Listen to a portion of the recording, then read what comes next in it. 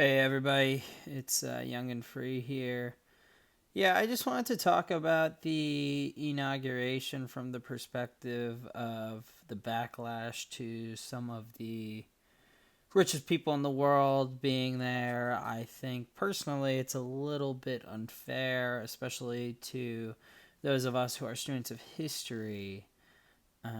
So I just want to make a quick video on that and why I think Trump is getting a bad rap for this.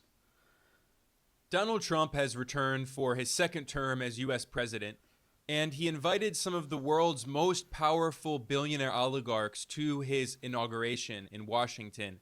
Sitting right next to Trump's cabinet picks at the center of his inauguration were the three richest people on earth: Elon Musk, the CEO of Tesla; Jeff Bezos, the founder and executive chairman of Amazon; and Mark Zuckerberg, the CEO of Meta, which is the parent company of Facebook and Instagram. Together, these three men have nearly $900 billion of wealth. They could be seen on video chatting alongside Sundar Pichai, who's the billionaire CEO of Google and its parent company Alphabet. The video was deeply symbolic because Donald Trump has chosen a slew of billionaires and multimillionaires to fill his new administration. At least 11 billionaires will have a key role in Donald Trump's second administration, and Trump himself is a billionaire. That makes Trump's team the richest administration in the history of the U.S. government. Trump has pledged to continue cutting taxes on the rich and on corporations. During his first term, thanks to Trump's tax cuts on the rich, the 400 richest billionaire families in the U.S. paid a lower average tax rate than the bottom half of households of working class Americans. So, it's interesting, it's fair um, in terms of accuracy, but, obviously, whoever made this video has a clear perspective on this being a bad thing. Specifically the use of the term oligarchs, which is a bit of nomenclature to kind of pinpoint these wealthy individuals in a negative light. The term oligarch in my head is much more associated with Russian oligarchs who are often portrayed as Putin's puppets and go hand in hand with him, and a lot of them had their assets seized due to the war in Ukraine, but that's a whole nother conversation. But just the use of the word oligarch there, I'd cue you into that on a little bit of political bias coming from this account, which is fair enough. I mean, everyone has their perspective. But I just wanted to give you guys a little bit of a counter narrative on this. So, obviously it's covered in here, but Inauguration. the people in this photo, you got Zuckerberg, you've got Lauren Sanchez, who is fiance of Jeff Bezos, you've got Sundar Pichai, you've got Howard Lutnick. For those who don't know, Zuckerberg, CEO of Facebook, pretty famous. Jeff Bezos, CEO of Amazon. Sundar Pichai, CEO of Google. Howard Lutnick, CEO of Cantor Fitzgerald, but now he is, I believe, the Secretary of Commerce. I may be wrong on that one, but I'm pretty sure it's Commerce. Elon Musk, CEO of Tesla, SpaceX, X, and I think that's Ken Griffin. Were the three rich. Oh, no, it's not Ken Griffin. Sorry, the angle was wrong. But anyway, a lot of wealth there, and I think Tim Cook was also reported to be there. Regardless, it's true. There's a lot of wealth there. But here's what I wanted to say.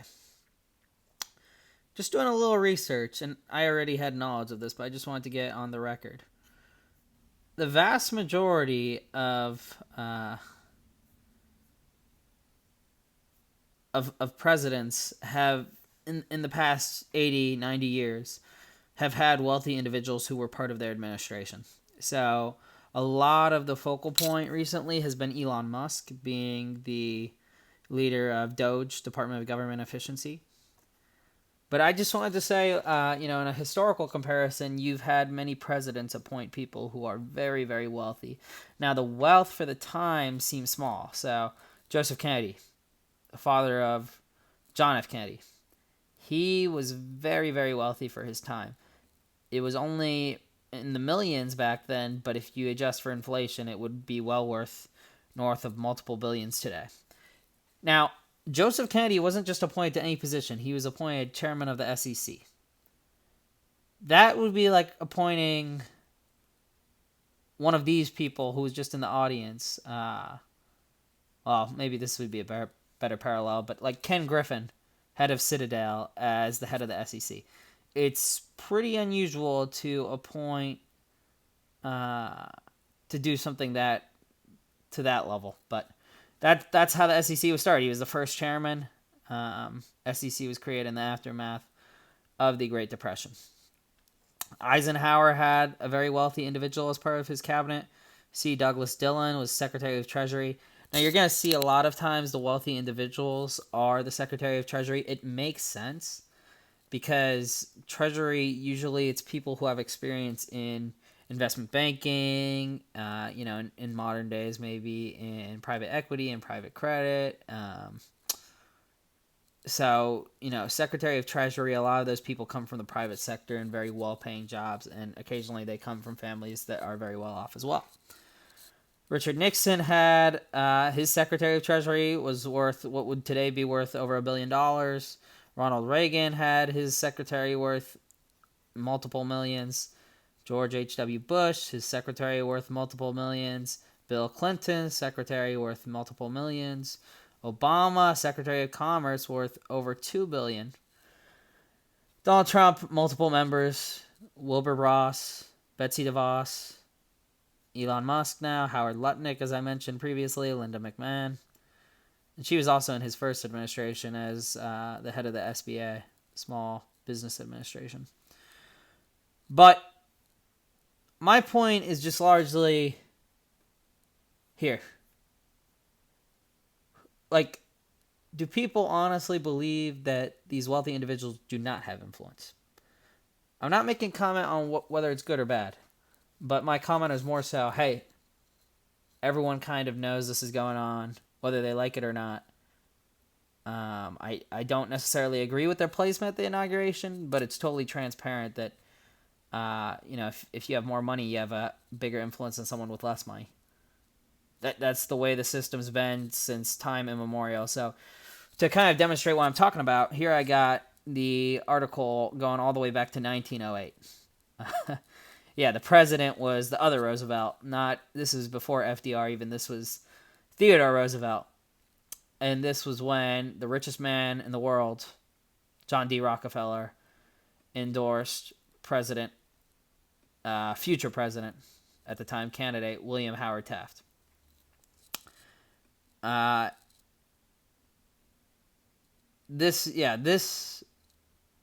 I said, this is a trend since time immemorial. This is not unusual. And I don't necessarily think it's a bad thing to have wealthy people play a role in the administration. In fact, I would point to the argument that the American people themselves have democratically elected a wealthy person. And this isn't the first time they've done that. In the state of Illinois, the governor is a billionaire. In the state of West Virginia, the previous governor, I believe, was very well off. So it's not unusual. Arizona, the former governor, Doug Ducey, was ex-CEO of Cold Stone. It's not unusual to have people from business backgrounds with serious wealth. This is very, very common. What is unusual, I will grant, is maybe the placement at the inauguration being so upfront, so prominent. But I don't think it's necessarily should shock people. This has always been how the system is. And at least there's a little transparency here where they don't try to play it both ways. They have those people up front. They have the people sitting right here, second row. Just I think the only people in front of them was his family. And I think the bigger argument here is it points to how important these companies are in our lives, whether you like them or not. Facebook, well, Meta, I guess, they control Instagram, WhatsApp, and Facebook. They are making big strides in virtual reality, the Oculus. And then Amazon. I mean, that's the biggest grocery store in America. It's mostly online, and they got Whole Foods. Google. Every time I'm on here, I'm Googling. That's my preferred search engine. And then Elon, Elon's his own category, his own character. But these people play a big role in the lives of Americans. If you throw Apple in there, I mean, what is it? 50% of Americans have an iPhone, maybe 60, maybe 70. They should have a seat at the table when it comes to issues like with artificial intelligence, with cybersecurity. Now, where there could be some question marks are when it comes to taxation, when it comes to some of these other things where there very likely is a conflict of interest. But I'll remind you, none of these people are playing a role in the cabinet except Elon. And I do think there should be some cause for concern with Elon because of potential conflict of interest. But other than the conflict of interest, which is a big issue, I don't think that he should be reprimanded just because he's well off. But anyway, I just want to go through a couple of these historical realities. So the first one was John Rockefeller playing a huge role in getting Theodore Roosevelt ousted from office. Second one is Andrew Mellon, who was the son of the Mellon family fortune. He was not only the ambassador, but also the Treasury Secretary under three presidents: Warren Harding, Calvin Coolidge, and there might have been one more. I'm forgetting. And then this was Joe Kennedy, who I was talking about. Prince's Gate for Buckingham Palace to present his credentials to the king. Joe Kennedy was that one too quickly, but here he is standing. I believe that one's him. And he was the first chair of the SEC, so imagine having the chair of the SEC be a billionaire. Pretty unusual. I mean, the chairs have, I guess he was the first, but the chairs have usually been someone who's, well off, but not necessarily a billionaire. That's a little unorthodox. You got C. Douglas Dillon, who I mentioned earlier, very well-off individual, Treasury Secretary as well. John Connolly, he was, interestingly enough, involved in the JFK assassination. He was the governor of Texas, I believe, so he was shot, but he actually was appointed by Nixon, so his politics are a little interesting, and he had a very interesting life, but he was very well-off himself. Robert Rubin from the Clinton years, I actually got to meet him once. And here we go. Here's another one who was part of an administration, and this was very recently. Penny Pritzker. What will likely generate more of the questions, the heat, her management or her finances? Betty, that's hard to say. Both are going to be huge. You've got this new IG report out on her banking past. You've got new financial disclosures that, as you mentioned, we got just last night. So let's start with the income piece of this. Forms released just last night showing that she underestimated her income by $80 million. Now, that's consulting money. A spokeswoman explained it as a clerical error. And as we reported previously, the nominee is worth more than $1.5 billion. If confirmed, she'd be among the wealthiest cabinet officials in history. Her offshore accounts will also be fair game, as we've discussed. Pritzker disclosed last week she earned $54 million in consulting fees in the Bahamas. And, Betty, the fact that the president attacked his opponent, Mitt Romney, during the campaign for his offshore accounts, that's likely going to be brought up today. You can bet on that. Betty? And what about then her management of the bank? So we're talking about Superior Bank. It's outside of Chicago.